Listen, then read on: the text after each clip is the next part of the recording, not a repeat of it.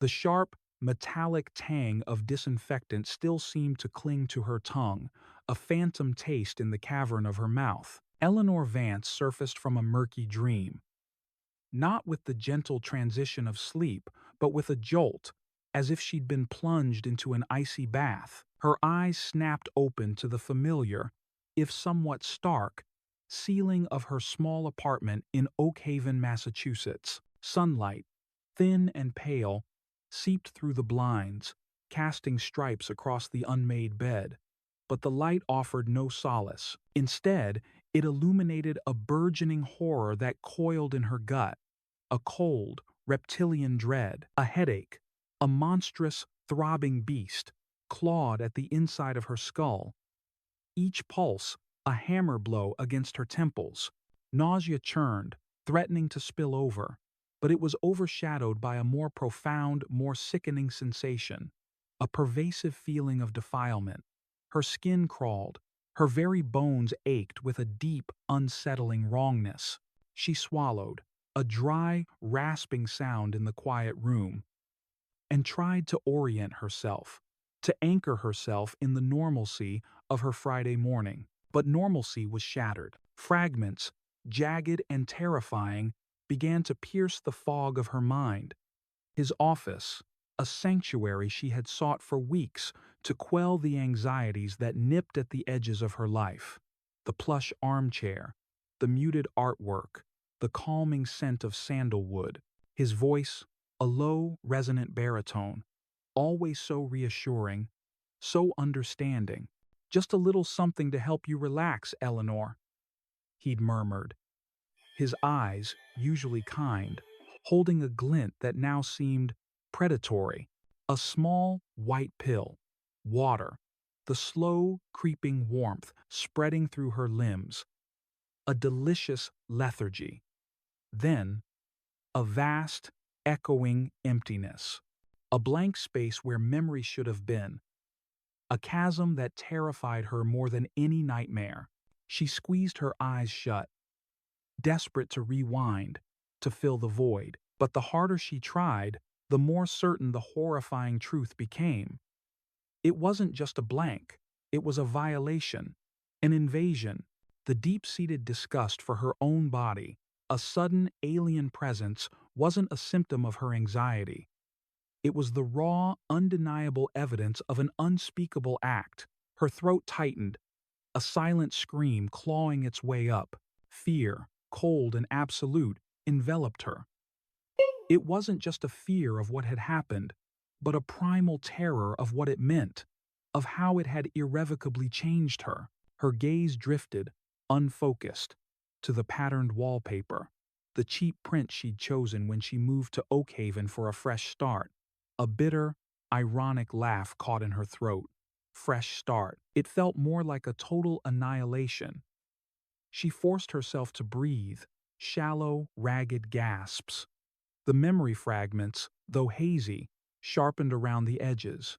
Not just the antiseptic, the signature scent of his sterile, meticulous office, but something else.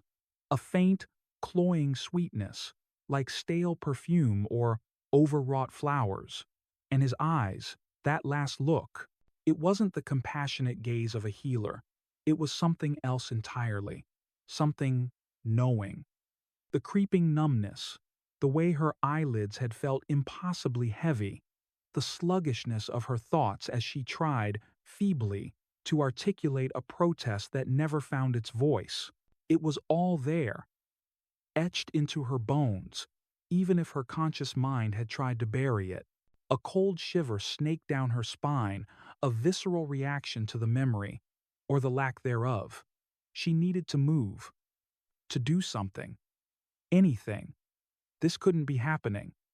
Not to her, not in Oakhaven, this quaint, picturesque town where everyone knew everyone, and respectability was a carefully cultivated garden, and certainly not by Dr. Alastair Finch. But the sickening weight in her stomach, the profound sense of trespass, was irrefutable.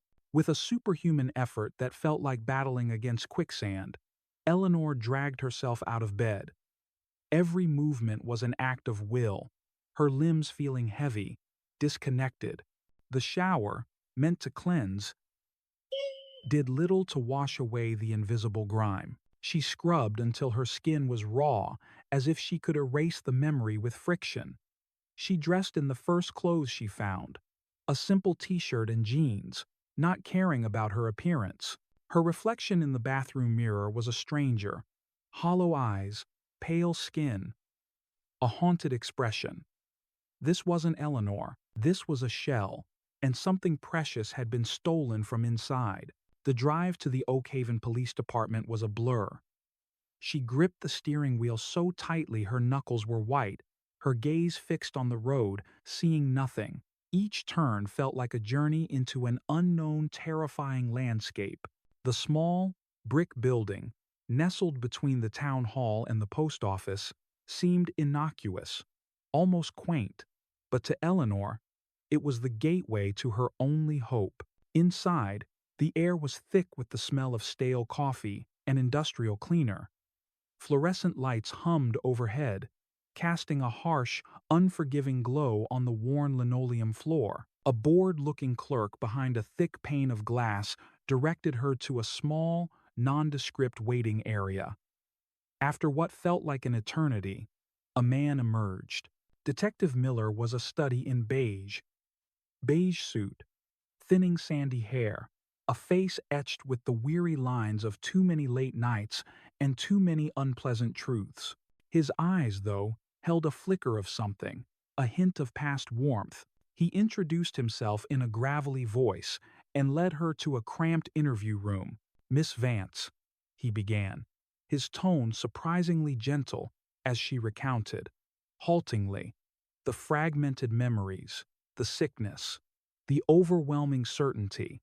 He listened, nodding occasionally, a furrow forming between his brows. For a brief, precious moment, Eleanor felt a fragile tendril of hope unfurl in her chest. He believed her. Then, she uttered the name that seemed to possess the power of a dark spell. The change in Miller was instantaneous, almost imperceptible to anyone not hanging on his every reaction. The subtle shift in his posture, the slight tightening around his mouth, the way his eyes, moments ago empathetic, now held a glint of skepticism, a hint of something bordering on disbelief. The air in the small room seemed to grow heavier, colder. "Dr. Finch?" he repeated, his voice losing its initial softness, becoming more measured, more official. "Are you certain, Miss Vance?" Eleanor's heart plummeted. "Yes," she insisted, her voice gaining a desperate edge. I know it was him." Miller leaned back in his chair, his expression now unreadable. "Dr. Alistair Finch is, well, he's a pillar of this community, Miss Vance." The words were spoken not as a question, but as a statement of fact, weighted with an unspoken warning. "He's practically an institution in Oakhaven. Brilliant man. Does a lot of charity work. Sits on the town council's mental health advisory board. Known for his pioneering work in integrative psychology." He paused, letting the words hang in the air, each one a brick, building a wall between Eleanor and his belief. "It's quite a serious accusation." Eleanor felt a wave of despair wash over her. She knew Oakhaven. She knew the reverence with which Dr. Finch was held. He wasn't just a doctor. He was a benevolent sage, a local hero, the man who had helped countless residents navigate their deepest struggles.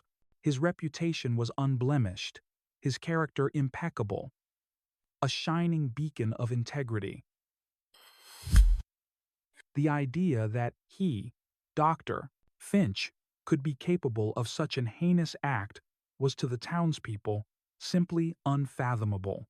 It was easier to believe that Eleanor, a relatively new resident, someone still struggling with her own perceived vulnerabilities, was mistaken, perhaps unstable, or worse, fabricating a story. Despite Miller's thinly veiled skepticism, the police proceeded with the protocol.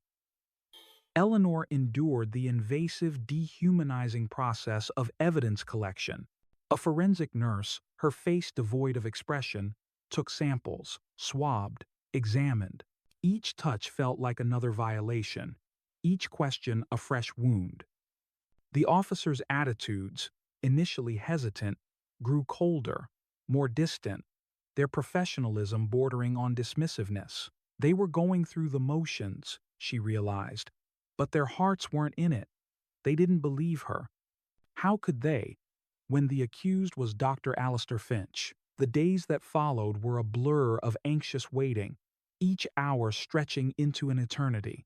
Eleanor barricaded herself in her apartment, the silence amplifying the echoes of her trauma. She tried to work from home, but her concentration was shattered. Every cough, every car door slamming outside, every distant siren sent shivers down her spine. The outside world felt menacing, judgmental. Then came the call from Detective Miller. His voice was flat, devoid of emotion.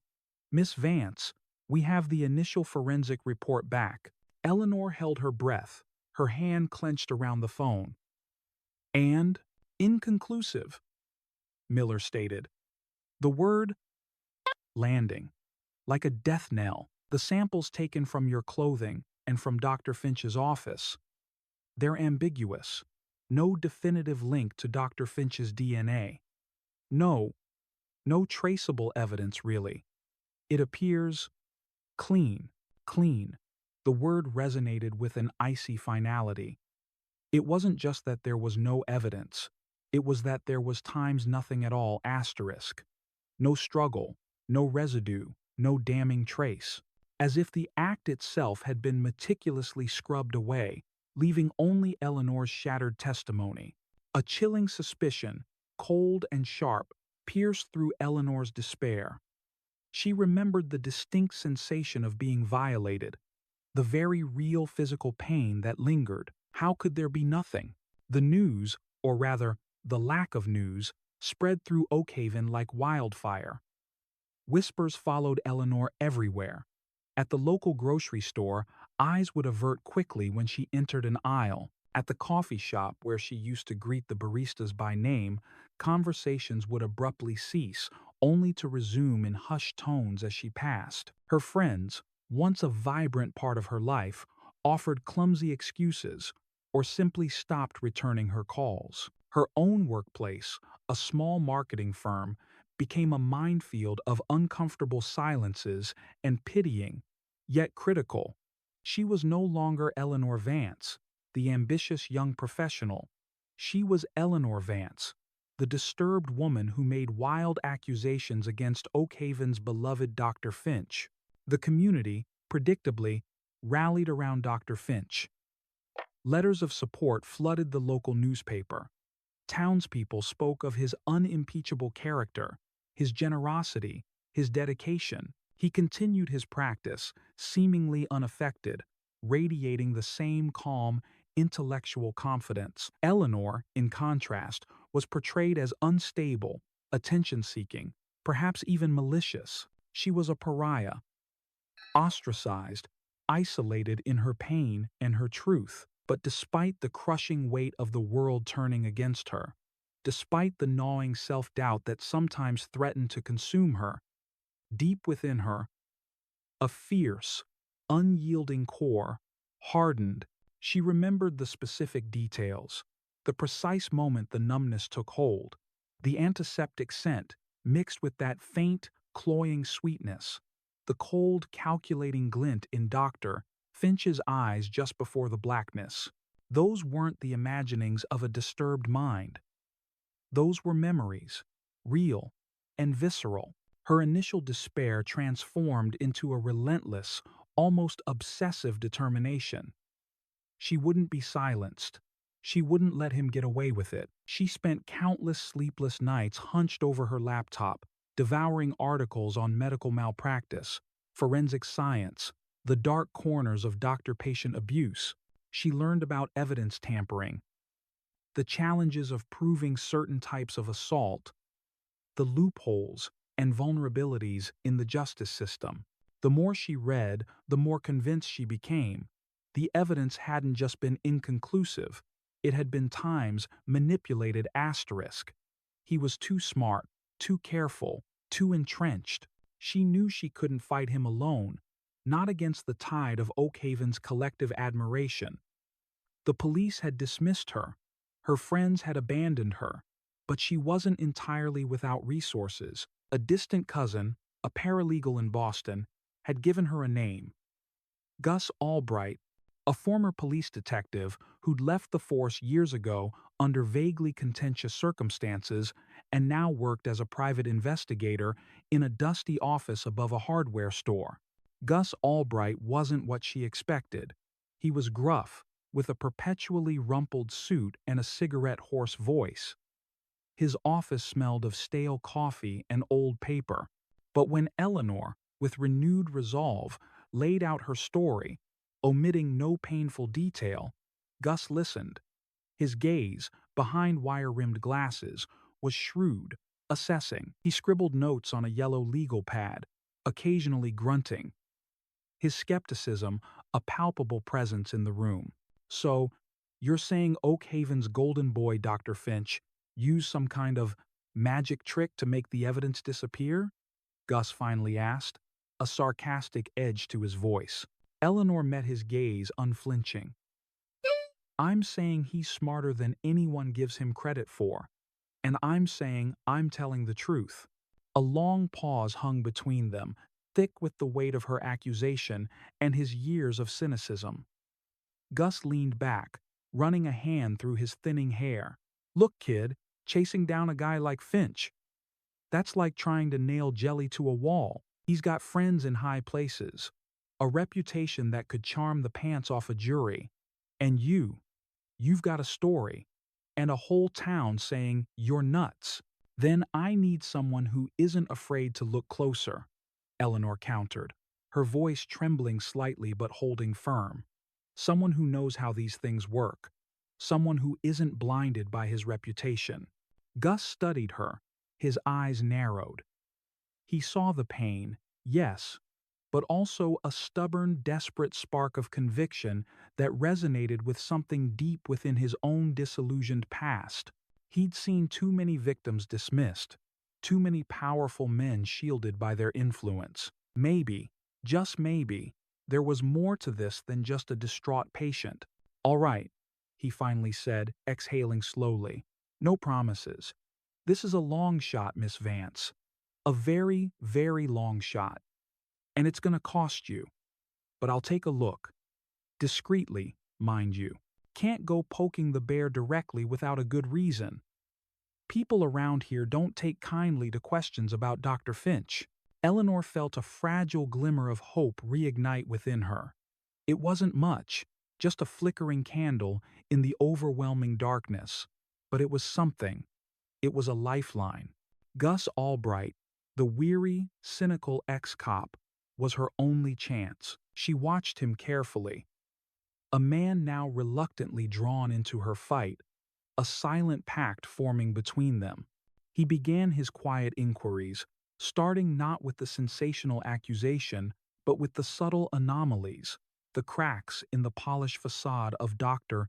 Alistair Finch's perfect life, searching for the slightest irregularity that might finally expose the monster hiding in plain sight. The elegant Oakhaven home of Dr. Alistair Finch had always been a sanctuary for Sarah. Its polished oak floors, the comforting scent of beeswax and old books, the tasteful art adorning the walls.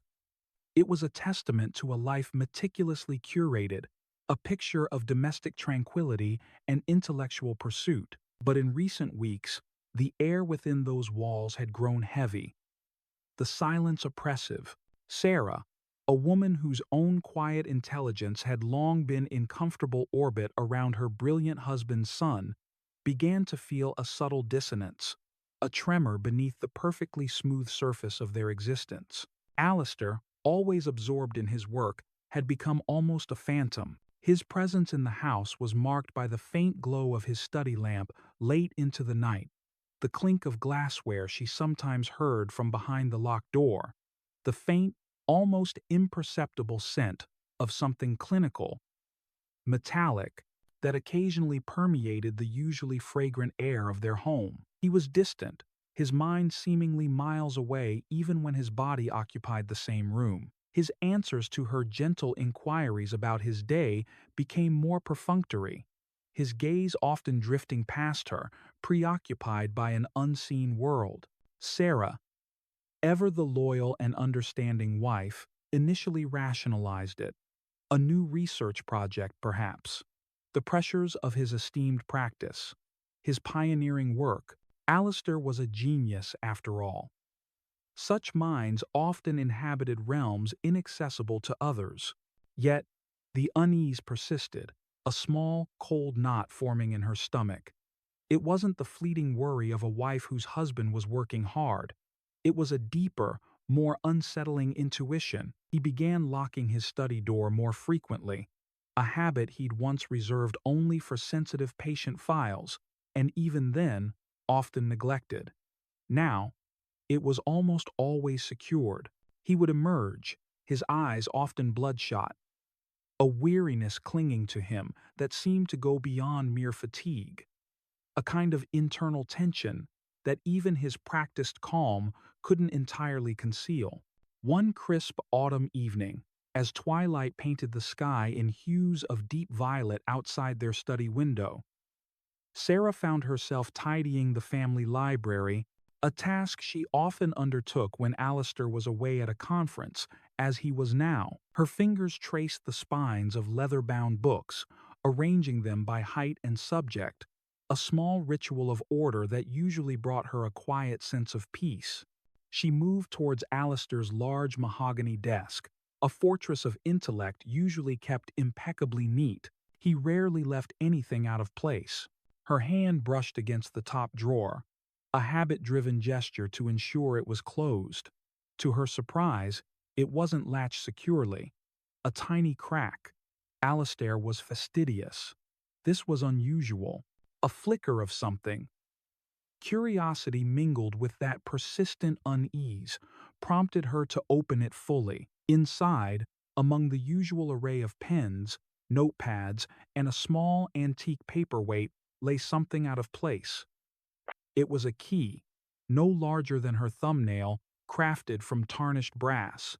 It wasn't a house key, nor a car key, nor any key she recognized from their shared domestic life.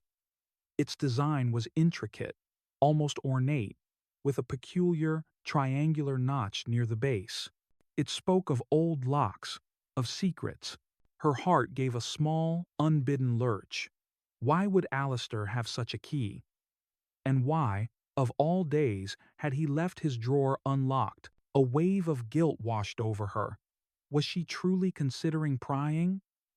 Alistair trusted her. Their marriage, if sometimes emotionally reserved, was built on mutual respect, but the gnawing doubt, the subtle shifts Shed observed, Eleanor Vance's face flashing in the local newspaper with that wild, desperate accusation. It all conspired to push her forward. She couldn't shake the image of Eleanor, a woman scorned and outcast, her story so vehemently denied by everyone, including. With trembling fingers, Sarah picked up the key. It felt cool and heavy in her palm. She looked around the expansive study. Her gaze fell upon the built-in bookshelves, towering structures filled with Alistair's vast collection of medical journals, psychological treatises, and philosophical texts. Shed helped him organize them when they moved in, knowing every inch of their construction.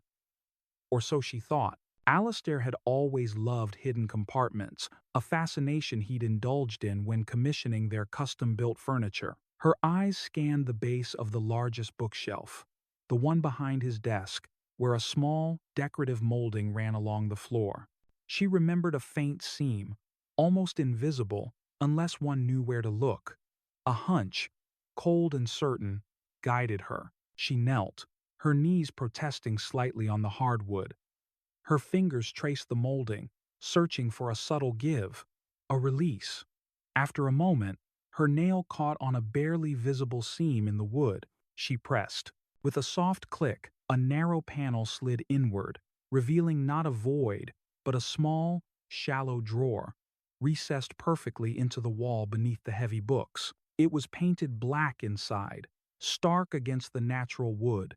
Her breath hitched. This was it. This was the secret. With a mix of dread and morbid fascination, Sarah inserted the small brass key into the lock. It turned with a smooth, decisive click. She pulled the drawer open. Her blood ran cold. Inside, neatly arranged as if in a macabre display, were items that screamed of something deeply sinister. Several small, unlabeled glass vials, some half empty, holding clear or faintly colored liquids. A sterile pack of medical syringes, still sealed, next to a box of disposable needles. And then, at the bottom, a leather-bound journal, its cover stark and black, secured with a small silver clasp. This wasn't the work of a pioneering psychiatrist. This was the toolkit of a meticulous predator. Her hands shook as she reached for the journal. The clasp yielded easily. Inside, the pages were filled with Alistair's precise, elegant handwriting. But the content was chilling. It wasn't medical research. It was a meticulous, coded ledger. Dates, initials, cryptic symbols, and then the terrifying revelation: detailed schematics, chemical equations, and meticulous notes on what he called contamination protocols and trace inoculation techniques. Sarah, whose mind was sharp from years of assisting Alistair with his academic papers, recognized some of the terminology, enough to piece together the horrifying truth. Her eyes raced across the pages, each word a hammer blow to her sanity. He wasn't just times cleaning, times the scene, he was actively times creating times false evidence. He had devised a sophisticated method, not for planting someone else's blood, but for introducing synthetic DNA markers or carefully selected, non-traceable human DNA, perhaps sourced from archived, anonymous patient samples or other unrelated biological material, into the forensic samples collected from his victims. The notes detailed how these inculcated samples would then register as inconclusive or show contamination from an unknown third party or even a clear mismatch, effectively diverting the entire investigation away from him. He even described the subtle chemical agents he used to induce amnesia or extreme disorientation, ensuring his victims' memories remained fragmented and unreliable. He had accounted for every variable, every potential pitfall of forensic science: dates, specific protocols, and chillingly, target patient IDs were listed for each instance. He had even developed a method to introduce a specific, non-human marker, a biomolecular red herring, to simulate environmental contamination. A brilliant but utterly monstrous diversion. His detached scientific language, the precise diagrams illustrating the injection sites and the chemical composition of his sedatives, only amplified the horror. This wasn't the work of a man driven by passion or madness. This was the coldly calculated, meticulously planned work of a brilliant, utterly depraved mind. A true genius, yes, but one twisted into the shape of a monster. Eleanor Vance. Sarah remembered the newspaper articles, the pitying looks, the quiet disdain with which Oakhaven had treated Eleanor's claims.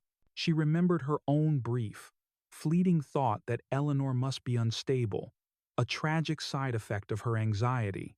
Now, the full, horrifying picture solidified.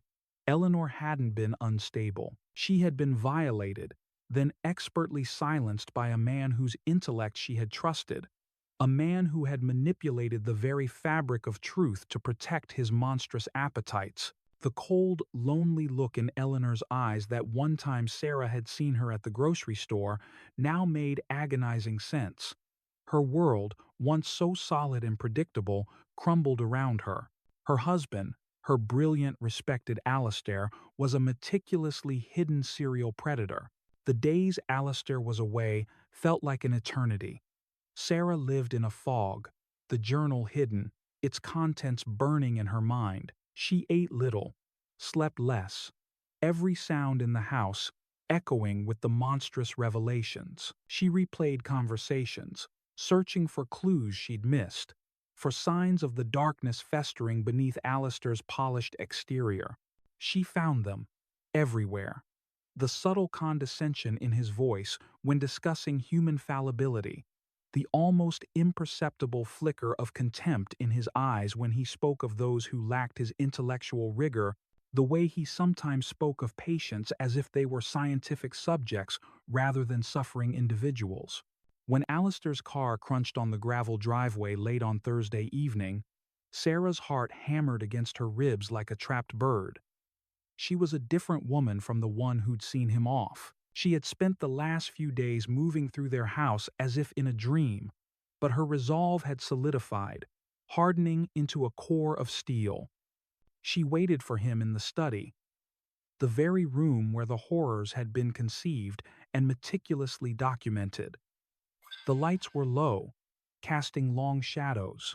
On Alistair's pristine mahogany desk, she had laid out the evidence and the contamination protocol Alpha 7, a sealed vial of the clear liquid, and one of the unused syringes. Alistair entered, smelling faintly of airplane and expensive cologne. He paused, his gaze sweeping over the desk, then landing on Sarah. His smile, usually so effortlessly charming, faltered.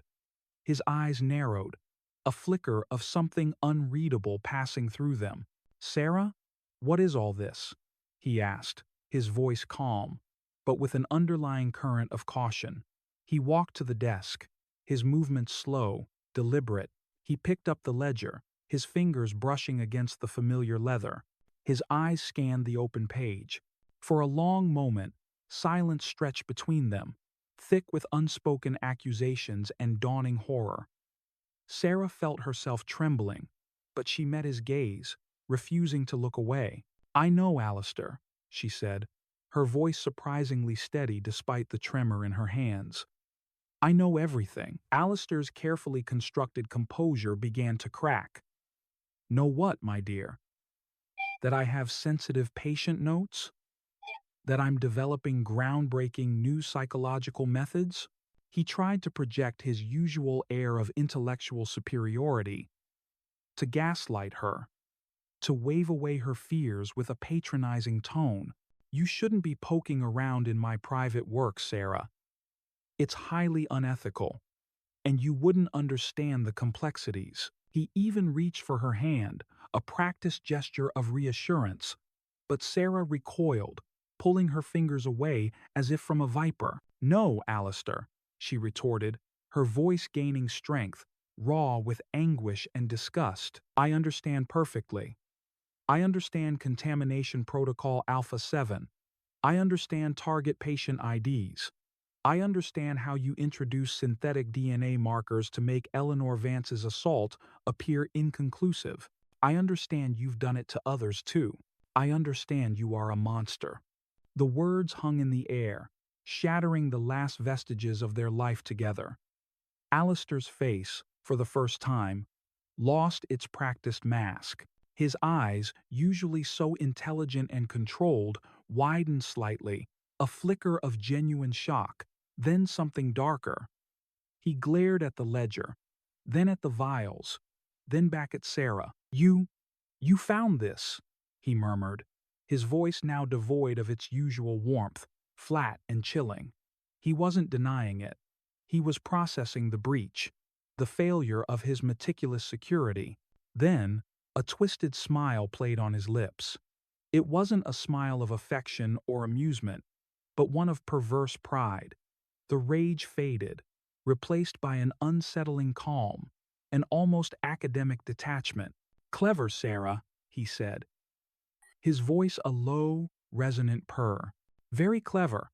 I underestimated you. I suppose it was inevitable, wasn't it? A flaw in the system. Even the most perfect design has its weaknesses." He gestured to the ledger. "You understand the protocols. You understand the methodology. It is, I must admit, quite elegant, isn't it? The beauty of manipulating the very building blocks of identity, rendering the truth fluid, untraceable. He began to pace, slowly, like a lecturer preparing to deliver a fascinating, if disturbing, dissertation. There was no apology, no hint of regret, only a chilling arrogance, a self-congratulatory pride in his own depravity. Eleanor Vance was a challenge, he confessed, his eyes gleaming with a manic satisfaction. So convinced of her own anxiety, so eager to trust.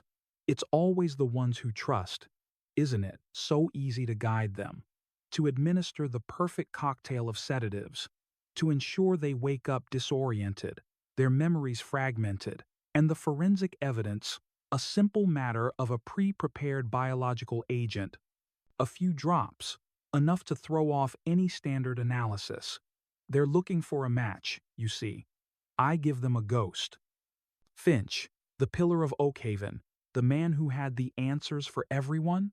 He spoke with an almost boyish enthusiasm, detailing his process, the meticulous planning, the years of research he dedicated to understanding forensic loopholes. He described how he sourced the donor DNA from a rare genetic condition patient whose samples were in storage, long since deceased. He explained the synthetic markers, designed to mimic biological contamination without any specific human origin, a truly diabolical invention. He relished in recounting how he had fooled the police, the justice system, and the entire community. His voice grew almost melodic as he described his triumphs, his contempt for the inferior minds who believed in simple, provable facts. He even gloated about Eleanor's desperate attempts to be believed, seeing it as further proof of his mastery. They dismissed her, Sarah, just as I knew they would. A distraught, emotionally fragile woman against a man of my standing? The outcome was never in doubt. They saw what they wanted to see. I merely provided the narrative. He paused, looking at her, a chilling challenge in his eyes. And now you see it too. The brilliance of it all. The perfect crime. Sarah felt bile rise in her throat. This was not the man she married. This was a monster wearing her husband's skin, reveling in his own villainy. Her blood ran cold, but her resolve solidified. There was no saving him. There was only stopping him. The journey to the Oakhaven Police Department was a blur. Much like Eleanor's had been weeks before, Sarah clutched the heavy ledger and the evidence bag containing the vials and syringe to her chest, her knuckles white. Each turn of the wheel felt like a decisive step away from her old life, away from the man she had loved, towards an uncertain but righteous future. The air in the small brick building felt thick, just as Eleanor had described. Detective Miller, looking even more weary than before, was taken aback when Sarah Finch walked into his office, her face pale but determined. He recognized her instantly. Mrs. Dr. Finch, the elegant, quiet wife of Oakhaven's most respected citizen. His initial surprise quickly morphed into confusion, then a dawning comprehension as she laid the items on his desk. "Mrs. Finch? What is this?" he asked, his voice low, his eyes scanning the chilling contents. The black ledger, the vials, the syringe. Sarah, her voice still trembling but firm, began to speak. She explained everything, recounting Alistair's confession, detailing the cryptic notes, explaining the methods of DNA manipulation and evidence contamination. She left nothing out, not the meticulous planning, not the chilling pride, not the roster of target patients. She spoke with a quiet intensity that left no room for doubt. Miller listened, his face a mask of shock and grim understanding. The initial skepticism he had felt towards Eleanor Vance, the gnawing, underlying unease Head tried to bury, now resurfaced with a vengeance. He had gone through the motions, following protocol, but something about Eleanor's desperate certainty, the sheer absence times of evidence, had always bothered him. Now, he knew why. The puzzle pieces clicked into place, forming a picture of calculated evil that made his stomach churn. He remembered the reports, the inconclusive findings, the faint suggestions of environmental contamination or foreign biological matter that had been dismissed. It was all there, just as Alistair had planned. "My God," Miller breathed, running a hand over his face. He looked at Sarah, a flicker of admiration and pity in his eyes. "Mrs. Finch, you've done something incredibly brave." He wasted no time. The evidence was undeniable, coming directly from Alistair's own meticulously kept records and his wife's courageous testimony. A team of forensic experts was immediately called in, this time briefed on the specific nature of Alistair's contamination protocols. They re-examined the original samples from Eleanor Vance, now knowing what to look for: synthetic DNA markers, subtle chemical residues, and specific patterns of donor DNA that would have been dismissed as contamination before. The reanalysis confirmed everything. Alistair's methods were indeed sophisticated, but they were no match for targeted investigation with precise knowledge of his techniques. The inconclusive results now revealed the chilling truth. The police moved swiftly. Dr. Alistair Finch, the revered pillar of Oakhaven, was arrested at his office, his facade crumbling as the handcuffs clicked into place. The news ripped through Oakhaven like a devastating storm. Disbelief turned to shock, then to an outpouring of furious betrayal. The man they had praised, honored, and trusted with their deepest vulnerabilities was a serial predator who had used his genius and his position to exploit and violate. Letters of outrage replaced letters of support in the local paper. The carefully cultivated garden of Oakhaven's respectability withered under the harsh light of truth. The trial was swift and brutal. Faced with the overwhelming evidence from his own ledger, Sarah's unwavering testimony, and the re-evaluated forensic reports, Alistair Finch had nowhere to hide. He was stripped of his medical license, his illustrious career, and his carefully constructed reputation utterly annihilated. He was convicted on multiple counts of sexual assault and evidence tampering, facing a lengthy prison sentence that would ensure he never harmed another soul. For Eleanor Vance, the news was a painful yet profound vindication. The raw wound of her trauma remained, a scar she would carry forever, but the crushing weight of public disbelief and self-doubt was lifted. Justice, though delayed, had been served. A quiet, fragile peace began to settle over her, a renewed sense of self-worth that had been stolen from her. The world hadn't turned against her. A monster had merely fooled it. With Gus Albright's continued quiet support and a new therapist carefully vetted this time, Eleanor began the slow, arduous process of healing, finding strength in her restored truth. Sarah Finch, too, began a new life. Her marriage was a wreckage, her world irrevocably shattered, but she emerged from the shadow of deception, a hero in her own right. She moved away from Oakhaven, seeking a fresh start, far from the reminders of her husband's monstrous betrayals. A woman, forever changed, but also freed. And Oakhaven, the picturesque town that had prided itself on its tight-knit community and unwavering trust, was left to reckon with its own complicity.